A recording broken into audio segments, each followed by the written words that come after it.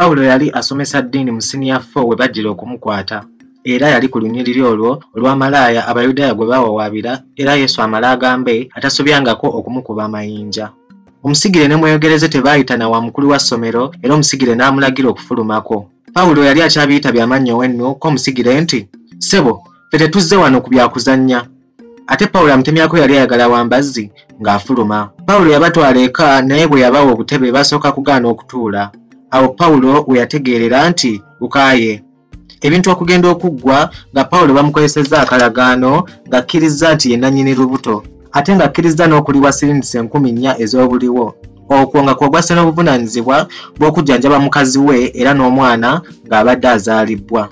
Ate ng'omuwala amaze okuyonsa, Pawulo era baamuwaliriza okumuweerera alyoke addemu okusoma. Era ng'amaze okusoma amuwase.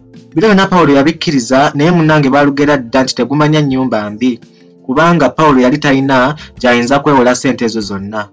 Omukulu w'essomero yamuwolayo 10 lwokka era kwe yawoleza. Ko mweyogereze nti, "Kale akasukali ali nalyo otaba muti. Leeta ezo ate ogenda opakase." Era bwe gwali okutuusa omutango gwonna lwe yagumalayo. Aba yakagumalayo bw'ati n'ambalira n'azaala omwana yali mulenzi.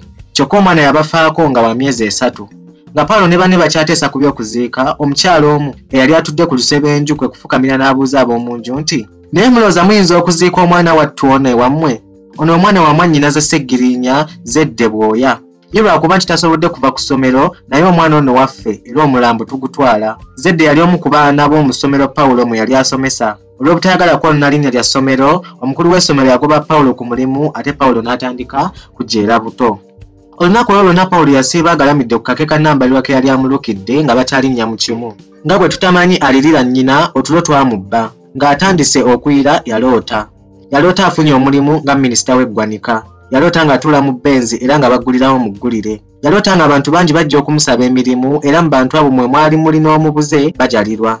Bajalirwa ne Pawulo baali baazaalibwa ku kyalo kimu era nga baasomako bombi, kyokka bwe baamala okusoma bajalirwa n'agenda e Congo okunoonya emirimu. Era okuva olwo teyaddaka. Abantu bwe baali bamanyi nti yafa era nga bamaze n'okwabya olumbe. Pawulo yaloota bajalirwa ng'akomyewo nga mwavulunkupe era ng'ali mu nsensu. Kyokka Pawulo yamusembeza era ne balinnya mu benzi bombi n'amutwala eka. Baali bagenda benzi n'ewaba ate nga waliwo olukonko luwanvu nnyo ebbali n'ebbali. Awo Pawulo we yazuukukira. Yayinza okukaakankana n'afuluma mangu ebweru. Enjuba yali egolooba n'ayayuuya ne yeegolola. Ennyonyi ne zimusonsomola n'ayasimula. N'ayongera okwayuuya. Yalaba alina amaanyi ga muswaba n'abaalabaalako ebigere mumugukiza wa headmaster. Newankubadde nga headmaster ono yali agobye Pawulo ku mulimu naye baasigala ba mukwano. Era Pawulo yamulabirako eri n'amwesooka engeri olubuto gye lwesookedde ebbi nti, "Yii nga nfunye omukisa anti nange mbadde nzija eyo." Nakava kati mu posita. Awo yamukwangira ebbaluwa eyali mu bbaasa eya kkaki. Okuggyako erinnya lya Pawulo era n'endagirira y'okungulu ku bbaasa kwaliko omutwe olw'omulimu gwa gavumenti. Kyali mu nnyukuta nnene. Eno si yali ebbaluwa ey'ekika kino Pawulo gye yali asoose okufuna. Mu butuufu yali afunye ebbaluwa bwe zityo nfaafa. Kyokka nga mu zonna omuweereza wa Pawulo omwesigwa akamutema nga bye yasaba bwe bitaayitamu. Pawulo yasumulula ebbaluwa ng'emikono gye gikankana. Emmeeme ye yali wakati w'essuubi n'okutya. Yasalawo okunoonya ekigambo kimu kyokka mu bbaluwa nsaaliddwa. Kyokka yakinoonyeza busa kubanga tekyalimu. Ebbaluwa yali esoma bw'eti: "Ssebo omwami Pawulo Mazuuku kiri muntu, nsanyuse okukutegeeza nti akakiiko akagaba emirimu mu gavumenti kasemba okusaba kwo ekw'ekifo kya Senior Establishment Officer era bwe kityo ekifo ekyo ne kikuweebwa. Ng'ojja kukola emyezi 6 ng'okyagezesebwa. Bw'obanga ekifo ekikkiriza jjuza foomu ze ntadde mu bbaasa eno oziweereze amangu n'embiro. Nze omuweerezaawo omugonvu." Pawulo yali yeetagibwa okujjuza foomu 2 ekkiriza omulimu era n'ey'omusawo. Tekyali kyangu nnyo mu nnaku ezo okufuna omusawo mu ddwaliro lya gavumenti okumukebera. Kyokka ku lunaku luno Pawulo yafuna omukisa ng'ali bwengo anti aba akyatambula n'agwa ku munne bwe baasomanga naye Dr. Museenene. Bombi baasanyuka nnyo okulabaganako era Pawulo n'amusaba okumukebera. Ko Dr. Museenene nti, "Mwana wattu onsonyiwe, ekyo kiyinza buyinza kukikola si lwakuba nti sandiyagadde naye wabula ndi bize nnyo.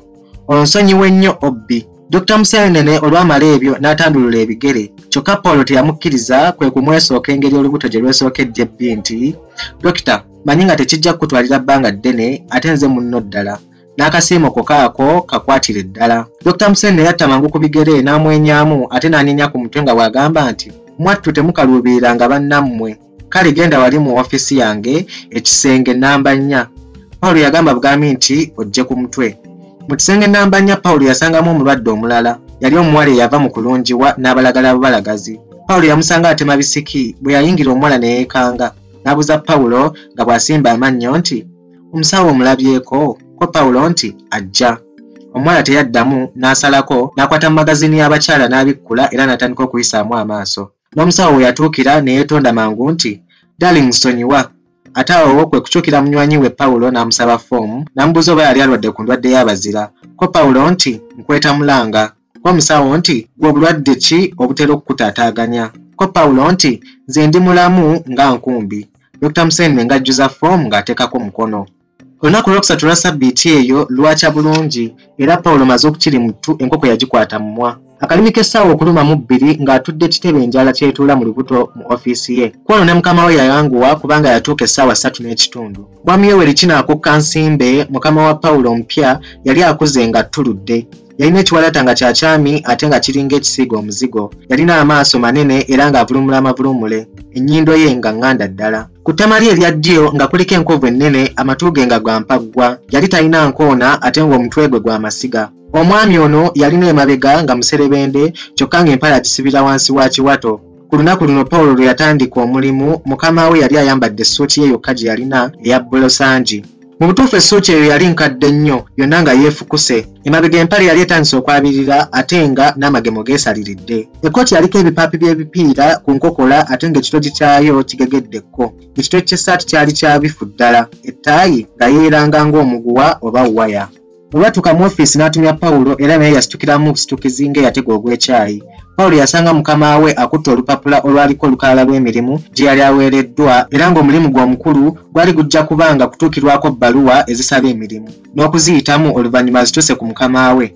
Mukama we nga yakola enkalala n'okuwandiika ebiba biteeseddwa akakiiko akagaba emirimu. Olunaku Paulo tewaamugendera bubi era mukama we yayogera naye ng'amuwa amagezi nti Paulo ozze wano era tewali ansinze kusanyuka okufuna mu kitongole kyange. Munna abadde musajja mukulu naye ng'ekyokusaalirwa ebirowoozo bye tebisajja kulanga. Abadde tamanyi kintu kye bayita buvunaanyizibwa era nga tamanyi ku ffembi alina obuyinza mu kitongole kino. Nga yeetumiriza ate nga tamanyi kuyiiya.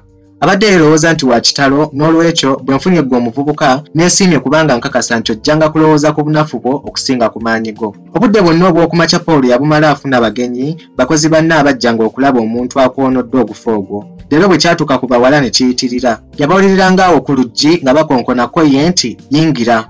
Awo omuwala n'alyoka ayingira ate bwe yatuukanga mu kisenge n'abanga asobezza era ne yeetonda. Nsobezza ssebo mbadde ngamba nti mwami Yofesi mwali. Yofesi yali ofisa Paulo gwe yasikira ate abalala bajjanga ne beenoonyesanoonyesanga fayiro. Essaawa y'ekeewamala bwe yatuuka Paulo yali akyalowolereza gy'anaabeera yalabirawo ng'afunye ababaka 2 Lydia ne Susan abaali bamuddukidde okugenda mu staff kantiini yaabwe. Era bwe yatuuka eyo yasanga ekiri eyo nga si kibejjo. Abakozi bonna ab'omu ddaala erya wakati eyo gye baalyanga emmere awamu n'okuweweeza ku mimiro. Olwo nno Sempappe Paulo baaliisa muliise. Lydia yamugulira ekyemisana era baamunyumiza ebintu bingi nnyo ebifa ku mukama waabwe. Baamutegeezanga bwe yawalana ennyo omwami oli Yofesi Paulo gwe yaddira mu bigere era nga ye kennyini bwe yali entabe yavaako okukyusa musajja wattu oli. Mu kutwalira awamu olunaku olusooka Paulo lwamugendera bulungi nnyo okuggyako mpozi ekintu kimu yali mwavulunkupe. Mu butuufu yali talina yadde kuba ennyonyi mu nsawo ye era singa tezaali nsonyi nnyingi yali ayagala kusaba Lydia mu kifo ky'okumugulira ekyemisana ssente ezo azimuwe buwi. Ate yali ayingidde ennyumba empya ey'omulimu leero nnamusa n'etuuka ku nnyooge. Olw'obutaba na ssente ate nga tannamanyira nnyo kitundu ekyo Paulo yaddayo mangu eka naye aba yakeesimba bw'ati mu luggya lwe n'afuna abagenyi. Teyabasuubira era mu butuufu yali tabamanyi era yeewuunya okulaba engeri gye baamutuukako. Kyokka nti naawe njogera ogimanyi nti mu nju temuba kkubo. N'olwekyo Paulo abagenyi be yabaaniriza wabula bombi yabaalirira mukeeka awo mu jjija eyali amaze ebbanga nga tasaayibwako. Nnyoge ye yaddirira era ng'awedde ku bagenyi bombi omusajja yeeyanjulira Paulo nti mukama wange totumanyi leero kaŋŋambe nti totumanyi kubanga ono ye muwala wange era tewandimumanye. Nze Samusoni musajja agenda ndi mubazzi era obubazi nabusomera mu tteeko. Nabadde ndi mu katale eyo ne mpulira nti mu kifo ekyo kiwakoonodde baaleseewo omuntu. Ate ngenda okuwulira erinnya ng'omuziro gwo gwa mmange. Kwe kugamba ggwe oli kkojja. Kale n'Abaganda baalugera dda nti Sirya ayolesa mubiri ate era ne bagamba nti olw'omwana lundeebuukanya. Muwala wange ono atwa mukazi wo yamala siniya omwaka ogwayita naye tumunoonyereza emirimu tutambudde n'obwoya ne butugwa ku ntumbwe. buli bwe tutuuka batulimba ne ssente zaffe baziriira bwereere ne munno gw'oddidde mu bigere naye twamutuukako. Kale nno ssebo kyetuvudde tusituka gwate munnange olusomako busomi mu fayiro era ssebo ne munnange bwe tuzaala omwana ono Naalongo naye ajja kutuuka wabula ntumye okukulaba n'akamwanyi kaako gaayaako. Wano omusajja agenda kwe kufukamira n'akwanga Pawulo siringi 10 ddamba. Kyokka Pawulo yali yamalirira obutalya nguzi era wano weeyebaliza omugenyi kyokka n'amunenya okulowooleza mu nguzi nga bw'amugamba nti nze bannange munsobera ondaba lwa bwavu nandi kyogeza okulaba ng'omutima gwonna gulowooleza mu ssente zokka.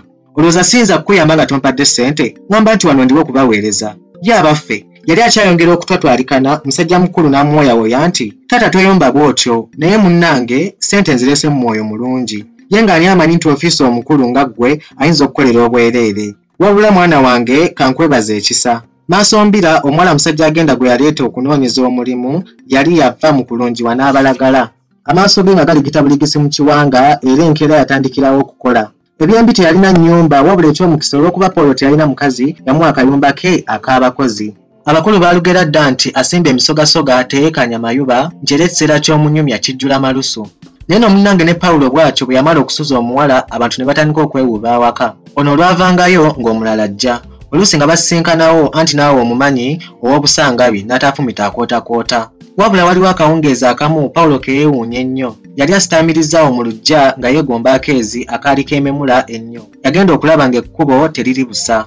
Omusajja yali ayambadde essuuti ng'akyama ate teyeerambika luggya yakiiba lukiibe ekiwummulo ku kayumba k'amaaso. Teyalwa ng'akonkona munda mwali mwaka ettaala naye olwakonkona abaali mu nju ettaala ne bagizikiza. Ye omugenyi w'obweru yalowooza nti osanga nannyinimu teyayagala ayingire nga bamulaba.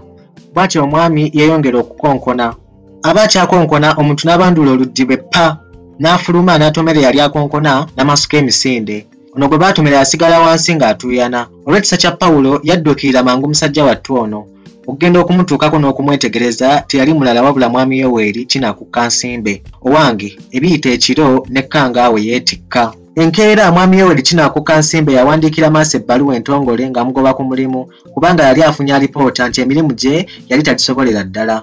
Pawulo bwe yakwasa obuvunaanyizibwa bw'okutuusa ebbaluwa eno ku maaso. Ofiisi yonna ng'etegedde okugobwa kw'amaaso abawala banne b'amaaso bagendayo okumusaasira era n'okumukubagiza era n'okuwuunaganya.